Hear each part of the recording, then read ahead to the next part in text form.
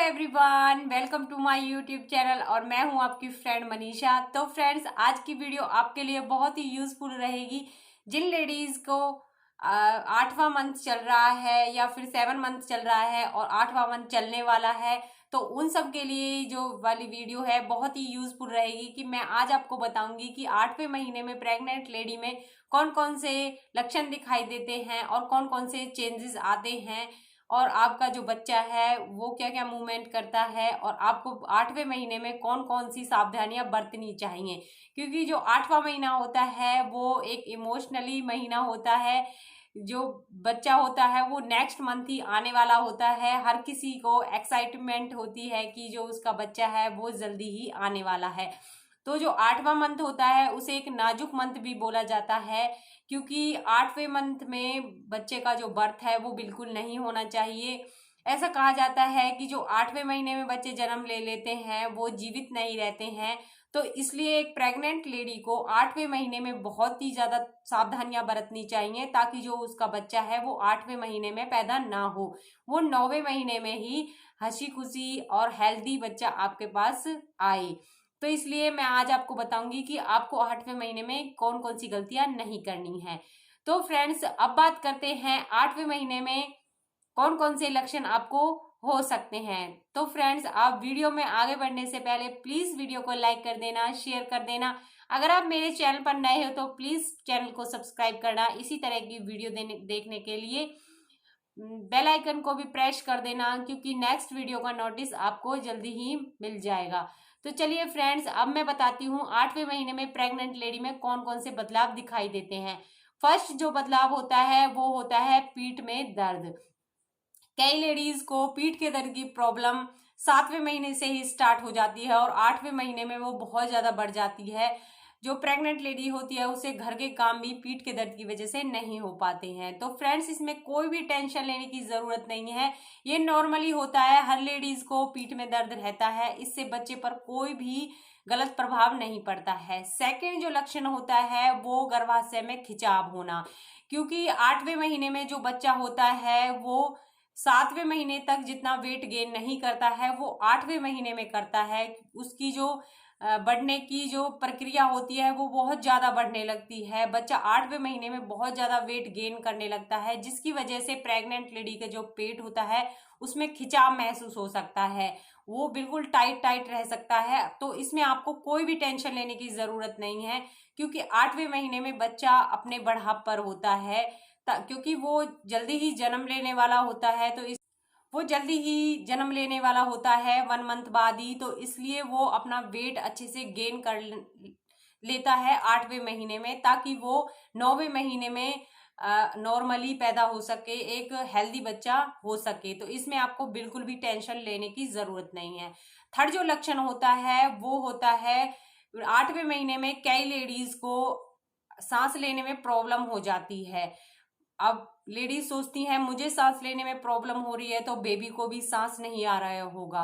तो इसमें आपको बिल्कुल टेंशन लेने की जरूरत नहीं है। बेबी को आपके नाभि से ही सांस मिल जाता है, तो आप इसको नॉर्मली सिम्टम होते हैं ये 8वें महीने में, क्योंकि जो बच्चा होता है उसका जो वेट होता है वो काफी गेन हो जाता है और वो बच्चा के जो पैर होते हैं वो बिल्कुल आपकी जो छाती होती है उस पर टच होने लगते हैं, जिसकी वजह से प्रेग्नेंट लेडी को सांस कम आता है। तो ये भी एक नॉर्मली सिम्टम होता है।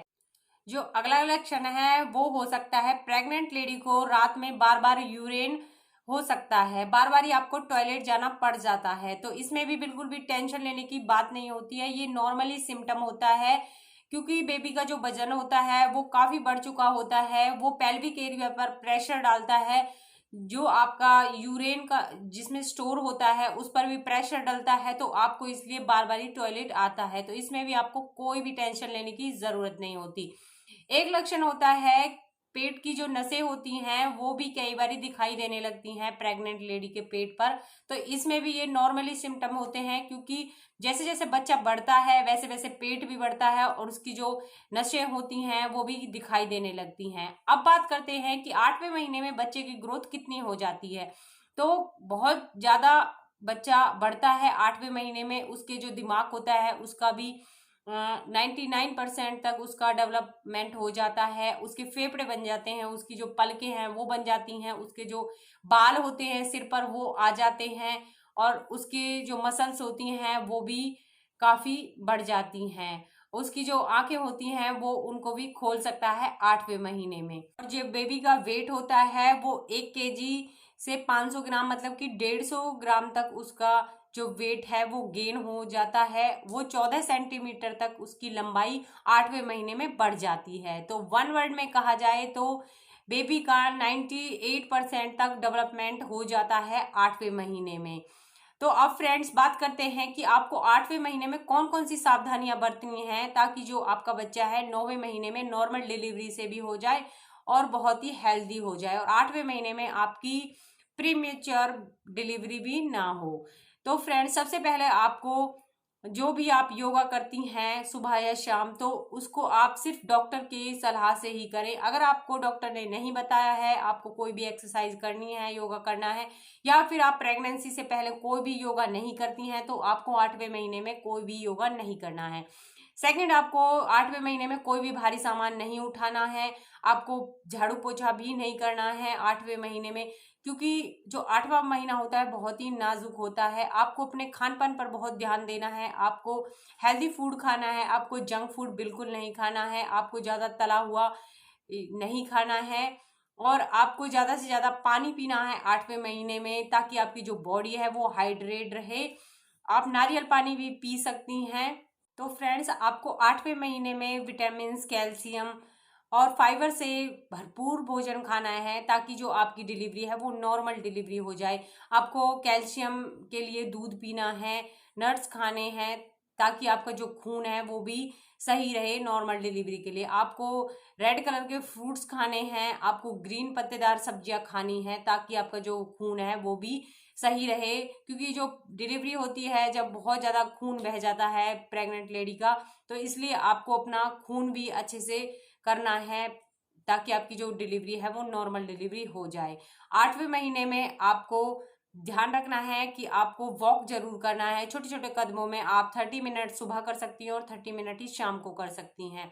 तो इसलिए आप 8वें महीने में ज़रूर से वॉक करें ताकि आपकी जो डिलीवरी है वो नॉर्मल डिलीवरी हो जाए। 8वें महीने में आपको 1 गिलास दूध सुबह पीना है और 1 गिलास दूध शाम को पीना है। आपको गुनगुना दूध पीना है। आप उसमें चाहें तो 1 स्पून देसी घी भी मिलाकर पी सकती हैं, जिससे कि जो आपकी डिलीवरी है वो नॉर्मल डिलीवरी हो जाएगी। फ्रेंड्स अब मैं बताऊंगी आपको 8वें महीने में आपको कौन कौन सी सावधानियां बरतनी है। फर्स्ट, आपको सीढ़ियों पर ऊपर नीचे बार बार नहीं उतरना है। आप किसी की निगरानी में ही ऊपर नीचे आपको उतरना है। आपको कोई भी हैवी एक्सरसाइज नहीं करनी है।